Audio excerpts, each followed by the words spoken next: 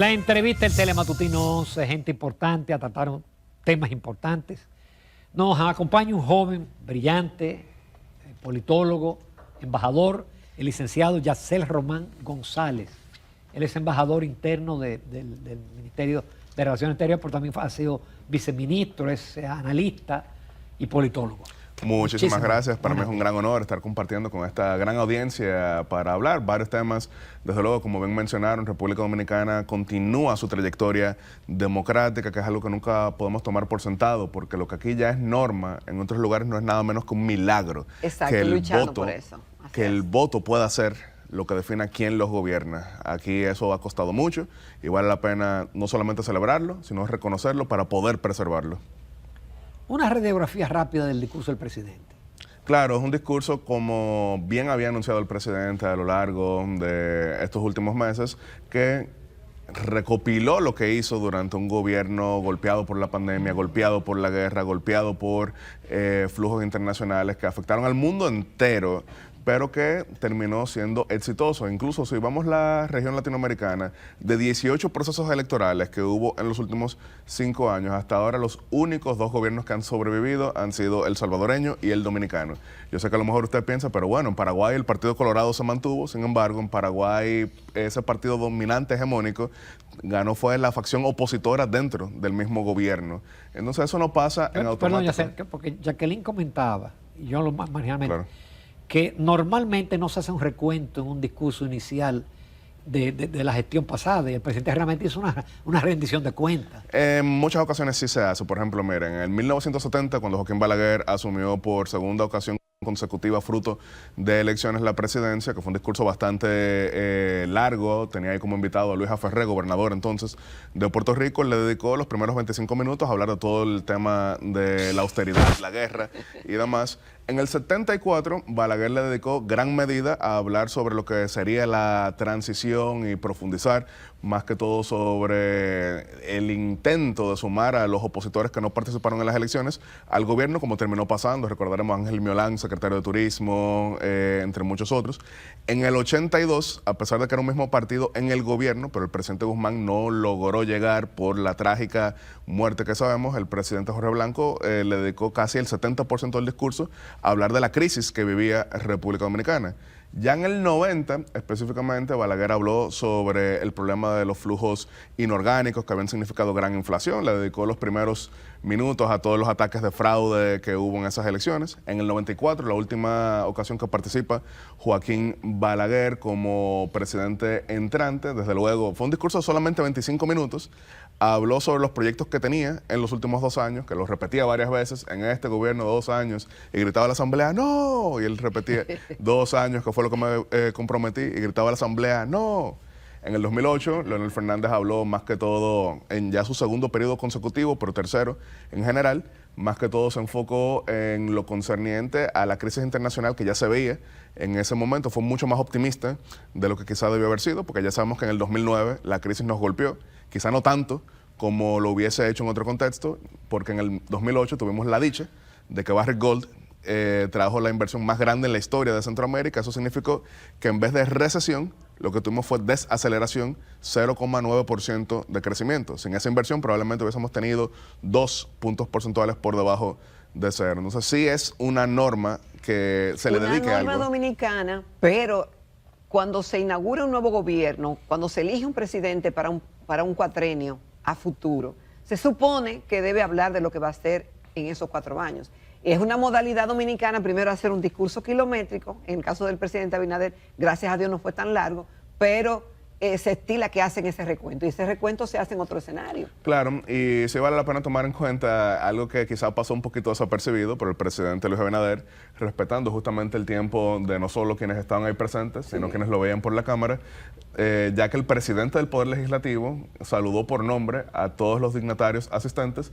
El presidente Luis Abinader se saltó eso y solamente dijo: presidentes, primeros ministros, vicepresidentes, aquí presentes, les damos la bienvenida, y siguió con el discurso.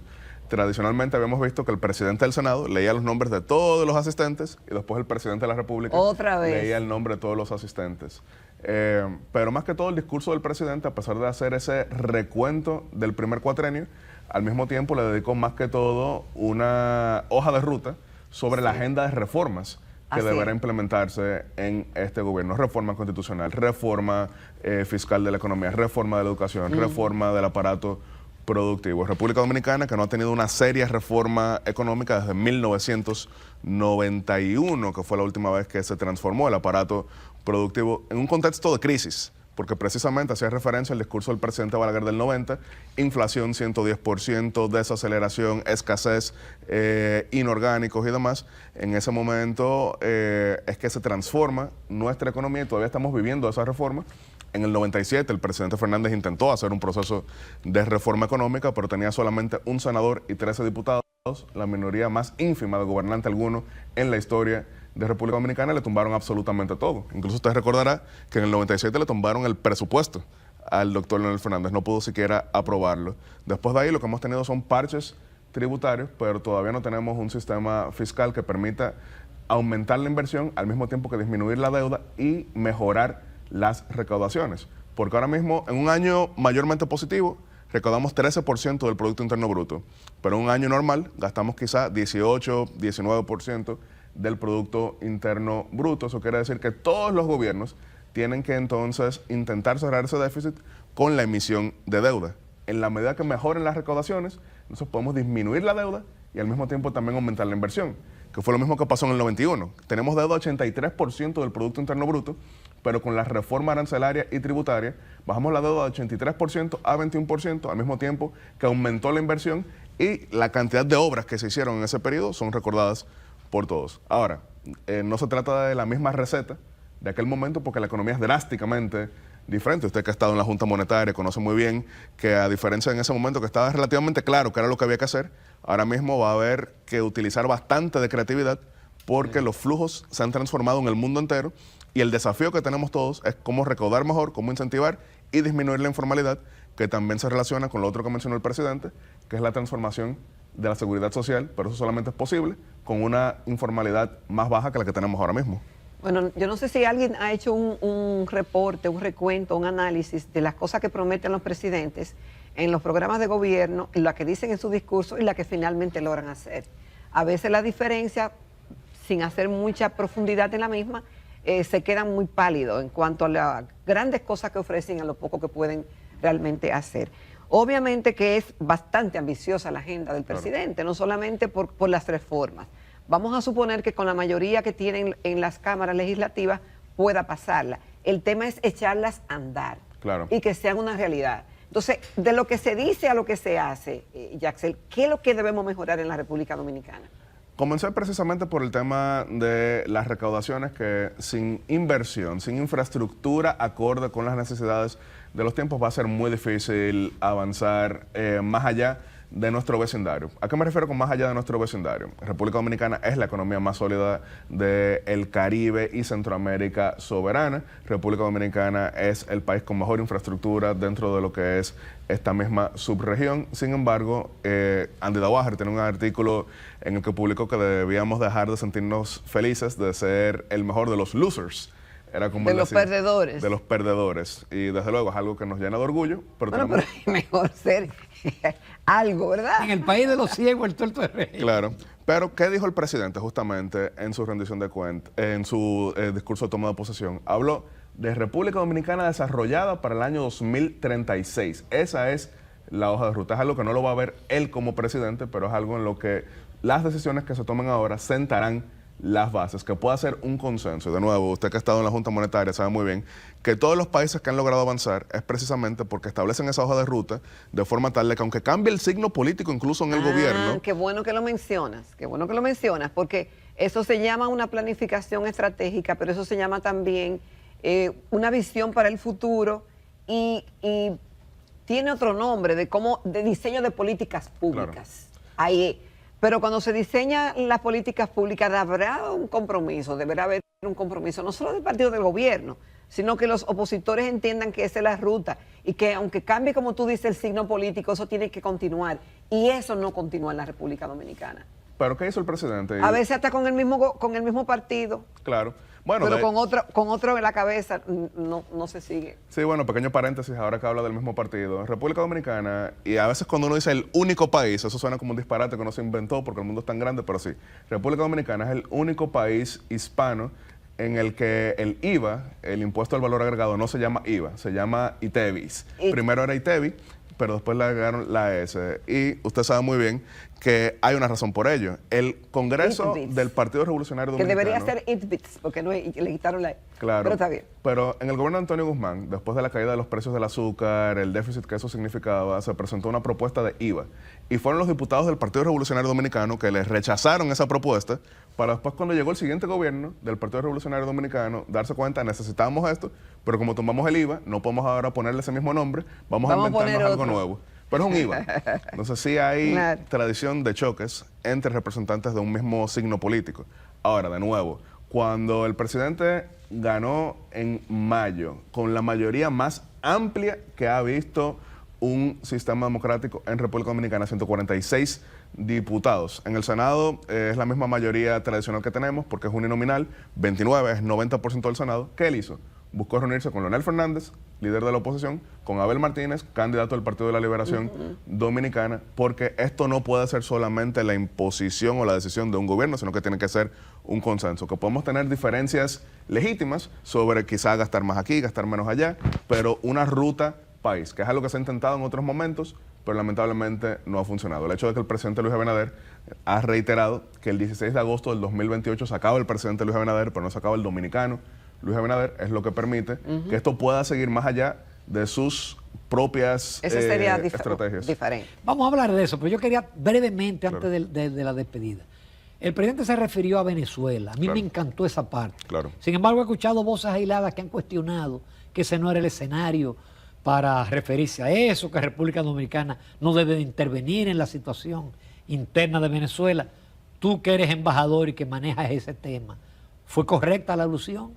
El tercer pilar de la política exterior del gobierno que encabeza Luis Abinader y que es coordinado en diplomacia por el canciller Roberto Álvarez es la promoción, así como la defensa de los valores de la democracia y de los derechos humanos. Ustedes vieron, por ejemplo, cuando en Guatemala se buscaba desconocer el resultado e impedir que asumiera Bernardo Arévalo, fue apoyado por Luis Abinader, participó aquí en la semanal y se le reiteró el apoyo a lo que era la voluntad popular de ese país, Guatemala.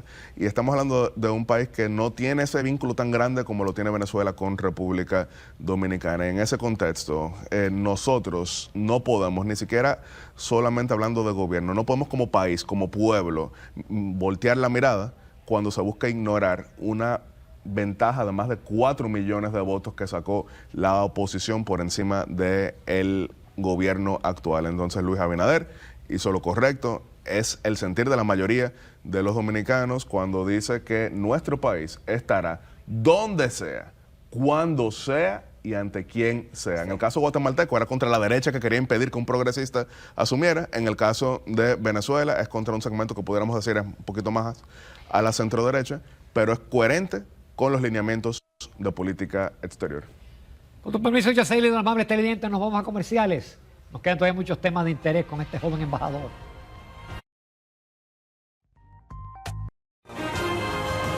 El licenciado Yaxel Román González, embajador del Servicio Interno del Ministerio de Relaciones Exteriores, experto en política internacional, politólogo, nos acompaña esta mañana en Telematutino 11. Y justamente el tema del momento y de todo el fin de semana es que la República Dominicana en este 2024, al igual que otros países, tuvieron cambio de gobiernos. Y en este fin de semana, pues, ocurrieron varias cosas. El mundo se manifestó a favor de la recuperación de la democracia en Venezuela.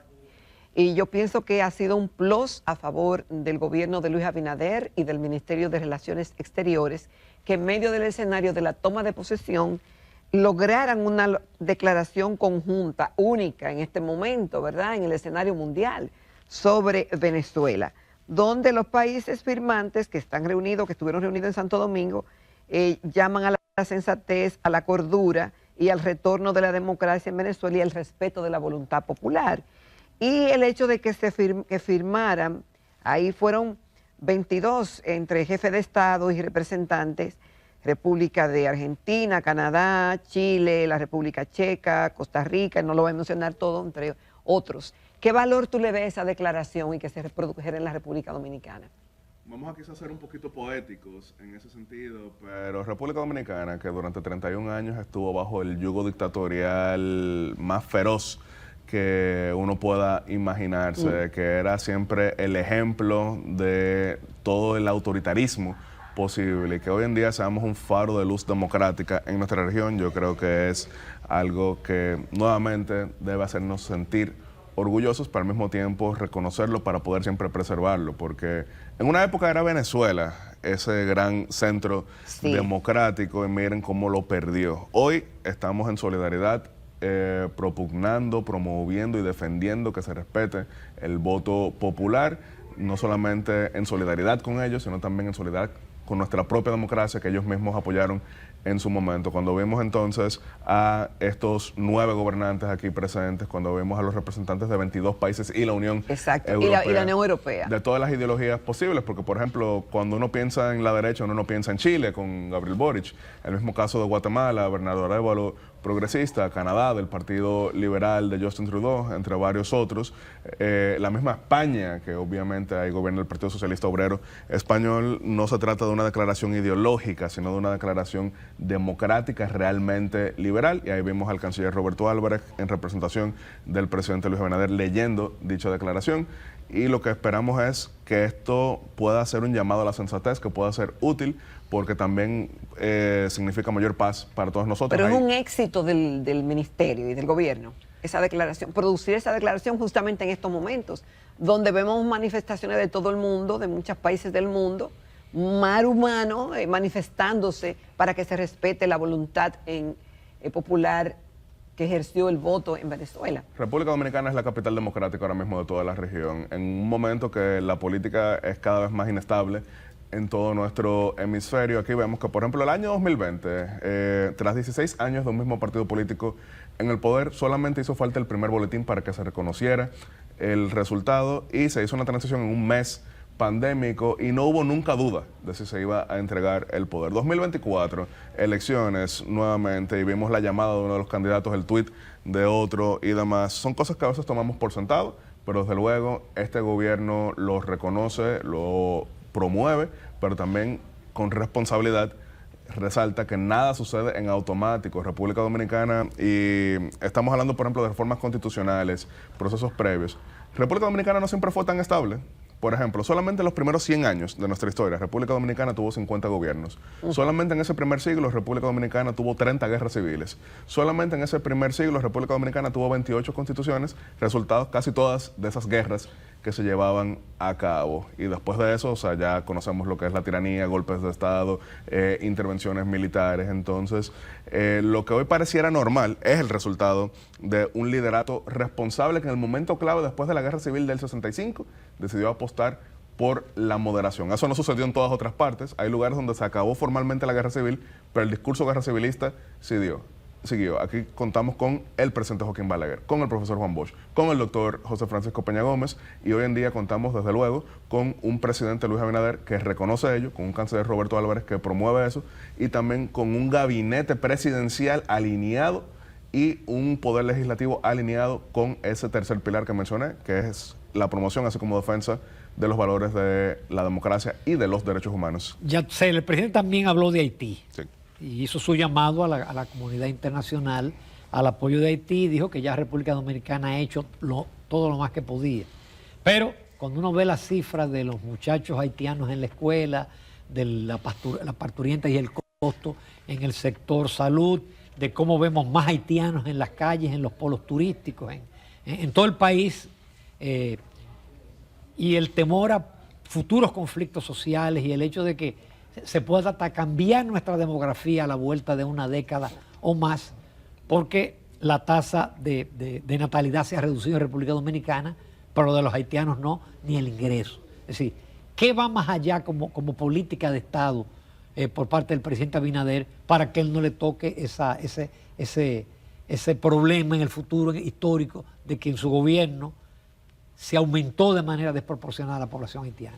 Es una mezcla de lo que estamos viendo, que es defensa y salvaguarda de nuestra integridad territorial, al mismo tiempo que vocería en torno a la urgencia de acción concreta en Haití. Lo urgente y luego lo importante. ¿Qué es lo urgente? Un país sumido en la violencia no puede avanzar de ninguna forma. Entonces la pacificación es urgente. Pero ¿cuál ha sido uno de los grandes problemas, o mejor dicho, quizás el problema principal en Haití a lo largo de las décadas? Y es que se enfoca únicamente en lo urgente. Y por ejemplo en YouTube hay varios videos suyos de la crisis en el 93, 94 y 95 y demás, y se estaba hablando que bueno, hay que volver a poner a Aristide. Ok, perfecto, pero se puso a Aristide de nuevo y Haití siguió terrible.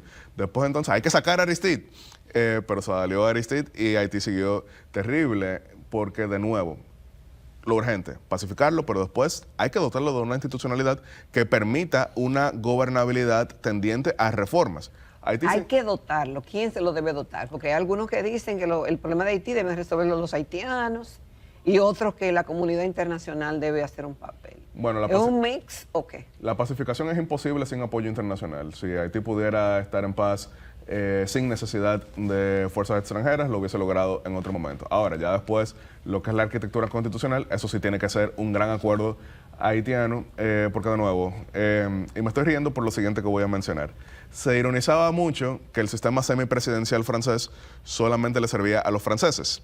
Sin embargo, hoy estamos viendo que ni siquiera a los franceses les está sirviendo mucho. Francia ahora mismo no tiene un primer ministro.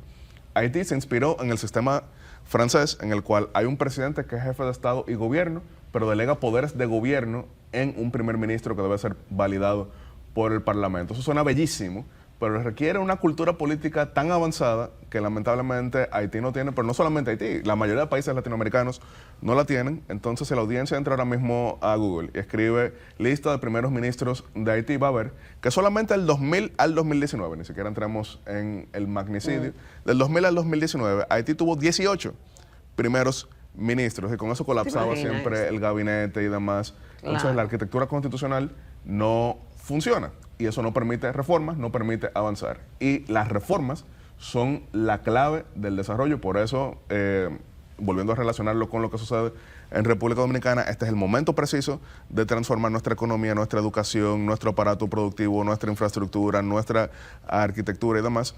Es decir, que es válido ese ejercicio que hizo el presidente, que eran 11 reformas, que dijo en el cuatrenio pasado, y ahora anuncia una serie de reformas, son necesarias. Son siempre necesarias porque no se puede vivir de glorias pasadas y todavía hasta recientemente República Dominicana sigue viviendo de las reformas del 91, pero ya esto es un mundo completamente diferente. Yaxel, aparte del tema de Haití, que es muy válido que se toque, ¿verdad? Y el tema de las reformas, el presidente Abinader adelantó un proyecto que busca reducir de 190 a 137 los diputados en la República Dominicana. Como tú llevas muchas estadísticas y tienes una memoria prodigiosa, en comparación con otros países, tamaño, demografía y demás, ¿cuál es la situación dominicana? Bueno, aquí tenemos más diputados de la cuenta. O sea, solamente para ponerlo en contexto, Guatemala, que tiene 15 millones de personas, tiene 160 diputados, claro, y en un Congreso unicameral, a lo cual yo me opongo. Yo creo firmemente en el bicameralismo, solamente ponía el dato. República Dominicana originalmente debía tener un diputado por cada 50,000 personas o fracción de 25,000, y en ningún caso menos de 2 por provincia. Ahora, como las provincias se han ido multiplicando a lo largo de los años, lo más reciente de la provincia, y no quiero buscarme aquí problemas, solamente estoy diciendo que son las provincias más recientes, Ocoa y Santo Domingo, eso ha significado un gran crecimiento.